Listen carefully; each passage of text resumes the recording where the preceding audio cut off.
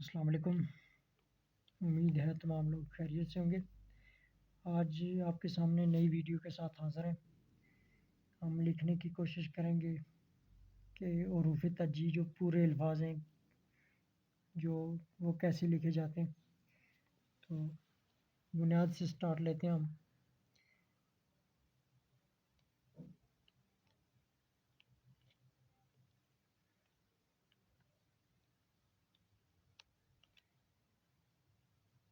सबसे पहले अलिफ मद आ, ये लफ्ज़ आता है अलिफ के साथ मद।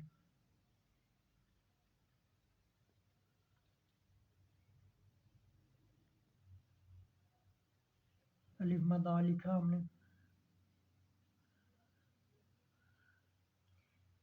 फिर इसके साथ ही दूसरा लफ्ज़ आता है अलिफ। अलिफ को लिखने का कायदा मैंने बताया था आपको पहले भी, वीडियो के अंदर मौजूद भी है, देखा जा सकता है। उसके बाद आती है बे। बे को आप जितना लंबा ले जा सकते हैं इतना आपका हाथ मजबूत होगा लिखाई में।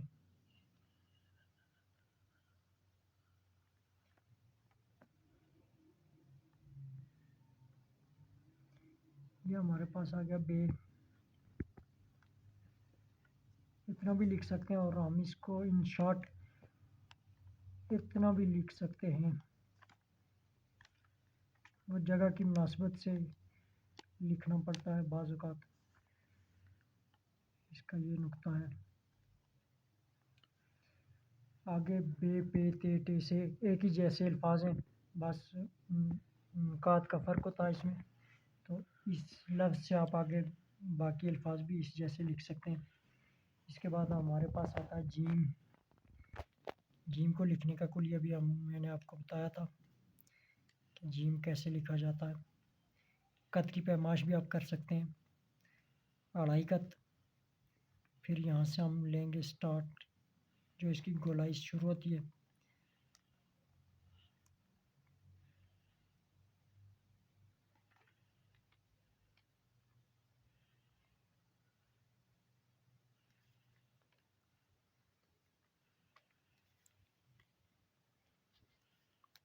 जीम। फिर आता है दाल।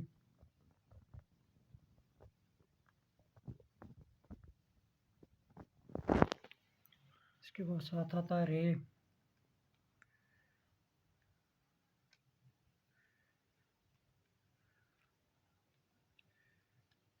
सीन।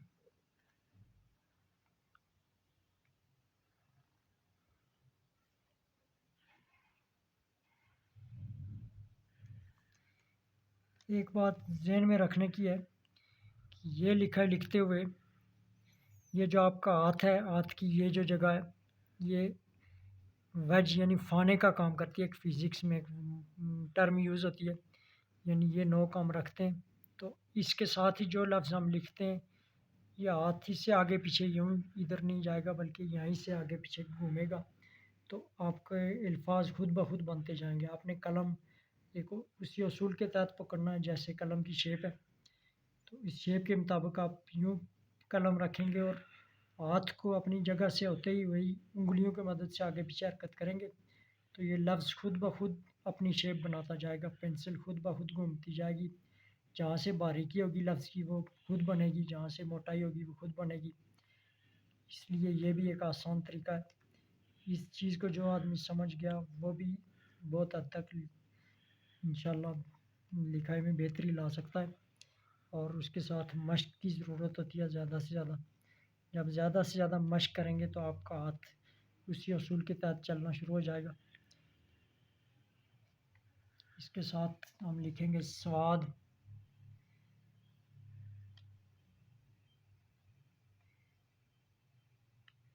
ये भी जो बाकी हिस्सा इसका सीन की तरह ही होगा, सिर्फ इसकी शुरू से शेप अलग है।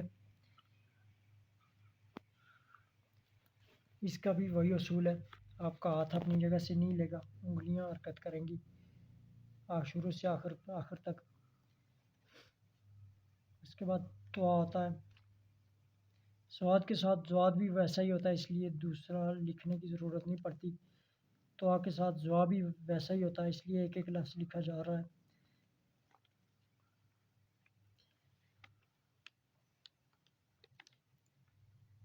त्वा लिखने का सबसे आसान तरीका, पहले आपने अलिफ डालना है, इसके निसफ से आपने गोलाई बना के यहाँ तक जाना है और यहाँ से आगे आपने रे डाल देनी है। जैसे आपने रे डाली है, बस आगे आपने ये हिस्सा रे बनाना है आपने, तो ये आपके सामने त्वा बन जाएगा। उसके बाद आइन लिखने का तरीका आपको बताया था रात को। यहाँ तक जाएंगे हम, यहाँ से वापस पीछे आएंगे इसके निसफ में और निसफ से पीछे जीम जैसी शेप बनाएंगे हम, और ये हमारे पास आइन बन जाएगा। ये ये उसूल कोई भी खतात आपको नहीं बताएगा, ये इंतहाई आसान तरीका कार आपको बताए जा रहे हैं, जिसकी मदद से आप जल्दी से जल्दी अपना हाथ बेहतर कर सकते हैं, अपनी लिखाई बेहतर कर सकते हैं।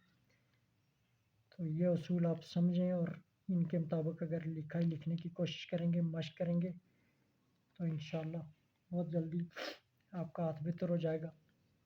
इसके साथ ही फ़े आता है। फ़े का ये एक तरीकाकार है, एन की तरह आपने यहाँ से स्टार्ट लेना है, वापस जो दूसरा हिस्सा होगा यहीं से पेंसिल यहाँ पे जाएगी। ये बाज़ लोग गलती करते हैं, यूँ करके बहुत ऊपर चले जाते हैं, ऐसे भी लिखा जा सकता है।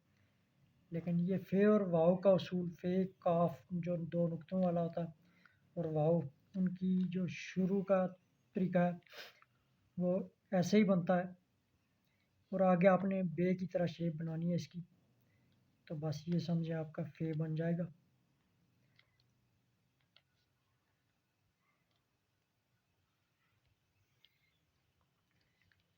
ये यहाँ पे नुक्ता आएगा एक। काफ, काफ भी सेम लिखा जाएगा, यहाँ से फ़े की तरह या वाव की तरह बनेगा और वापस सीन या स्वाद की तरह या नून की तरह वापस आपने यहाँ से ये इसकी गोलाई बनानी होगी, तो ये आपके सामने काफ आ जाएगा।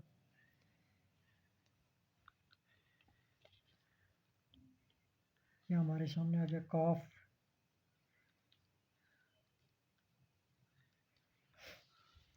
काफ बे की तरह ही होता है तकरीबन, सिर्फ इसमें एक पहले शुरू में निसफ सा अलिफ डालना पड़ता है, अलिफ की निसफ जितना, और आगे आपने बे की तरह इसको आगे लंबा ले जाना है, तो ये आपके पास काफ आ जाएगा। और यहाँ से आपने इसकी कश दे देनी है सीधी करके, ये टेढ़ी कश होगी इसके साथ और ये काफ बन जाएगा। इसके साथ गाफ भी इसी जैसा होता है, बस एक कश का फ़र्क होता है यहाँ पे, इसलिए एक एक लफ्ज़ लिखा जा रहा है, चूँकि जगह कम है इसलिए एक एक लफ्ज़ लिखा जा रहा है। इसके साथ हम लिखेंगे लाम। लाम का जो शुरू होगा वो दो अलिफ के बराबर होगा, एक अलिफ इसके साथ दूसरा अलिफ, और यहाँ से आके आगे आपने नून की तरह इसको गोलाई मोड़नी है।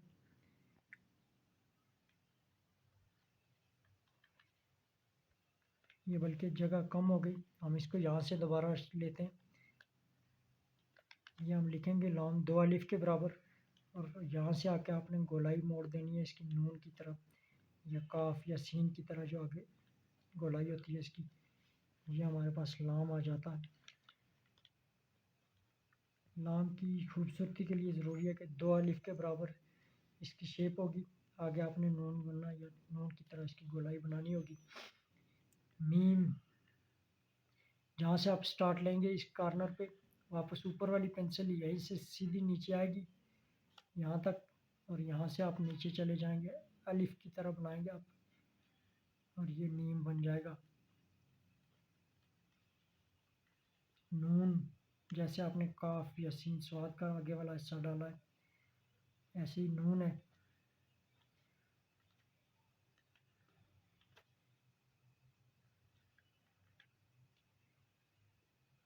फ़िलहाल यहाँ तक अपनी मशक को जारी रखें, आखिरी दो तीन और नेक्स्ट वीडियो में इंशाल्लाह आपके सामने लाए जाएंगे। तो यहाँ तक अपनी मश्क जारी रखें, उसूल कवानीन को मद्देनज़र रखेंगे तो इंशाल्लाह आपकी लिखाई में बेहतरी आएगी।